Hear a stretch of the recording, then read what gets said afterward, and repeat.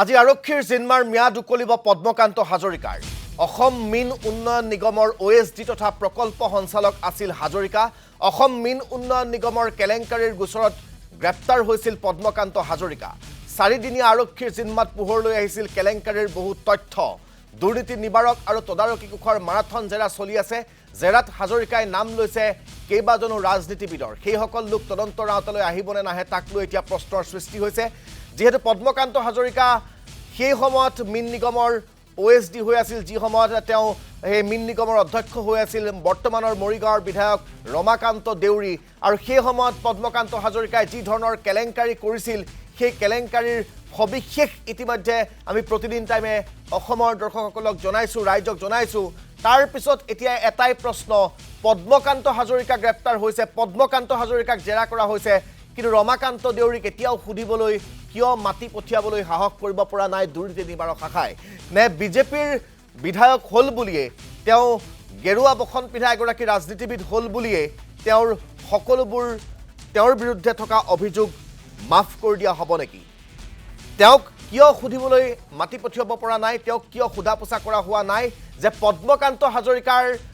মূৰৰ ওপৰত কাৰ হাতখন আছিল আশীৰ্বাদ স্বৰূপে যাৰ সাহসত বলিয়ান হৈ পদ্মকান্ত হাজৰিকাই অসম মীন উন্নয়ন নিগমক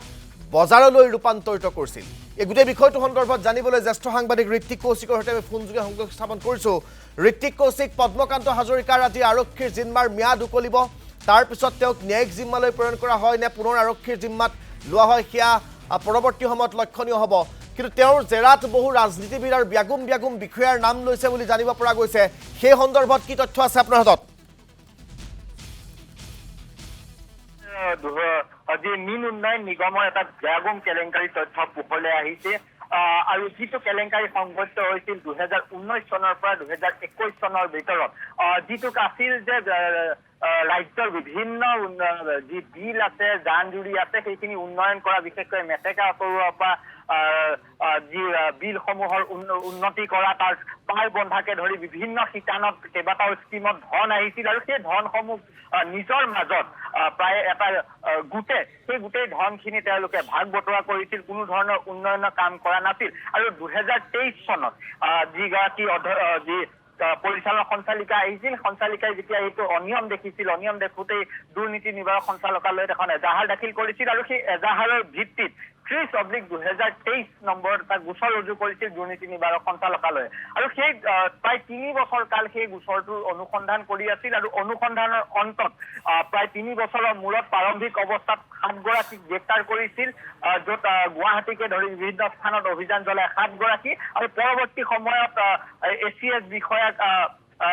বজালিৰ পৰা তেওঁক গ্ৰেপ্তাৰ কৰিছিল তেওঁ গুৱাহাটীলৈ আহি থকা পথত তেওঁক আহি গ্ৰেপ্তাৰ কৰিছিল আৰু তাৰ পিছতে আন এগৰাকী মূল যি মাষ্টাৰ মাইণ্ড আছিল বুলি এতিয়া মূল মাষ্টাৰ মাইণ্ডৰ ভিতৰত এজন আছিল পদ্মকান্ত হাজৰিকা যি পদ্মকান্ত হাজৰিকা যেতিয়া এই অভিযানটোৰ তথ্য লাভ কৰিছিল তথ্য লাভ কৰাৰ পিছতে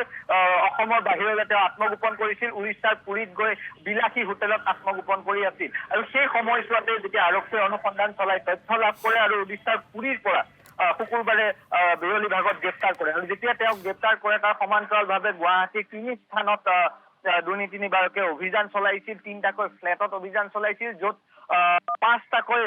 চিলমোহৰ পোৱা গৈছিল বিভিন্ন যি স্বায়ত্তশাসিত পৰিষদ আছিল সেই স্বায়ত্তশাসিত পৰিষদৰ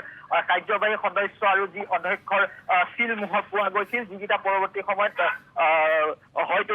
কোনো লোকক প্ৰবঞ্চনাৰ কাৰণে সেই চিলমোহৰ ব্যৱহাৰ কৰা সন্দেহ কৰিছে তাৰ সমান্তৰালভাৱে গুৰুত্বপূৰ্ণ কথাটো হ'ল যে পদ্মকান্ত হাজৰিকাৰ বাসগৃহত এটা ফ্লেটত উদ্ধাৰ হৈছিল টকা গণনা কৰা এটা মেচিন আৰু যাক লৈ প্ৰশ্ন উত্থাপন হৈছিল যে যদি টকা গণনা কৰা মেচিন এজন চৰকাৰী বিষয়াৰ ঘৰত আছে তেন্তে তাত ক'লা ধন আছিল হয়তো আত্মগোপন কৰাৰ পূৰ্বে সেই ধনখিনি পদ্ম হাজৰিকাই আন স্থানলৈ স্থানান্তৰ কৰিলে আৰু তাক লৈ এতিয়া অনুসন্ধান অব্যাহত আছে আনহাতে 4 দিনৰ যেতিয়া আৰক্ষীৰ জিম্মাত থাকিল সেই সময়ছোৱাত বহু প্ৰশ্ন উত্থাপন হ'ল বহু তথ্য পোহৰলৈ অহাৰ কথা ইতিমধ্যে উল্লেখ কৰা হৈছে বহু লোকৰ নাম লৈছে এই কেলেংকাৰীত জড়িত আন যিসকল লোক আছে ঠিকাদাৰ হওক বা বিষয়া হওক আন ৰাজনীতিবিদ হওক এইসকলৰ নামো আছে যিসকলৰ অধিকাংশ ঠিকাদাৰৰ যি ৰাজনীতিৰ লগত জড়িত থকা ঠিকাদাৰে কাম পাইছিল, যাৰ যোগেদি এই গোটেই ধন আত্মসাৎ কৰিছিল, কোটি কোটি টকা আত্মসাৎ কৰিছিল, সেই সকলৰ নাম পোহৰলৈ আহিছে। কিন্তু এতিয়া গুৰুত্বপূৰ্ণ কথাটো হ'ল যে সেই লোকসকল তদন্তৰ আওতাত আহিবনে নাই। এই 9 গৰাকীকে গ্ৰেপ্তাৰ কৰি য'ত 2 গৰাকীকৈ ACS অফিচাৰো আছে, তেওঁলোকক গ্ৰেপ্তাৰ কৰিয়ে গোটেই বিষয়টো বা এই গোটেই যি তদন্ত, সেই তদন্ত ইয়াতে থমকি ৰ'ব নেকি, নে ইয়াৰ পৰাও আগবাঢ়ি আন যিসকলৰ নাম ইয়াত পোহৰলৈ আহিছে বা ৰমাকান্ত দেউৰীৰ নামো ইয়াত পোহৰলৈ আহিছে। কাৰণ যি সময়ত কেলেংকাৰী সংঘটিত হৈছিল সেই সময়ছোৱাত মীন উন্নয়ন নিগমৰ অধ্যক্ষ আছিল ৰমাকান্ত দেউৰী। এই গোটেই বিষয়বোৰ এতিয়া ডাঙৰ প্ৰশ্ন হৈ পৰিছে যে দুৰ্নীতি নিবাৰক শাখাই সেই লোকসকলক তদন্তৰ আওতালৈ আনিবলৈ সক্ষম হ'বনে, সাহস কৰিবনে?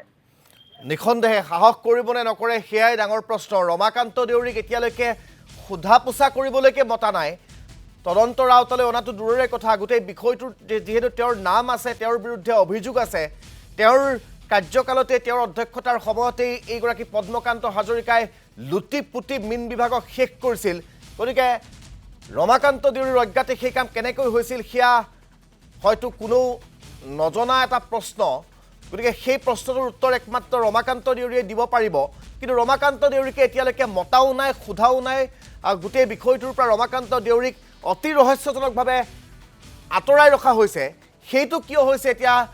সেই প্ৰশ্নটোহে সকলোৰে বাবে হাতৰ স্বৰূপ হৈ পৰিছে। পৰৱৰ্তী সময়ত কি ব্যৱস্থা দুৰ্নীতি নিবাৰক শাখাই লয় সেয়া অতি লক্ষণীয় হ'ব। ঋত্বিক কৌশিক, আপোনাক এই মুহূৰ্তত ধন্যবাদ জ্ঞাপন কৰিছোঁ।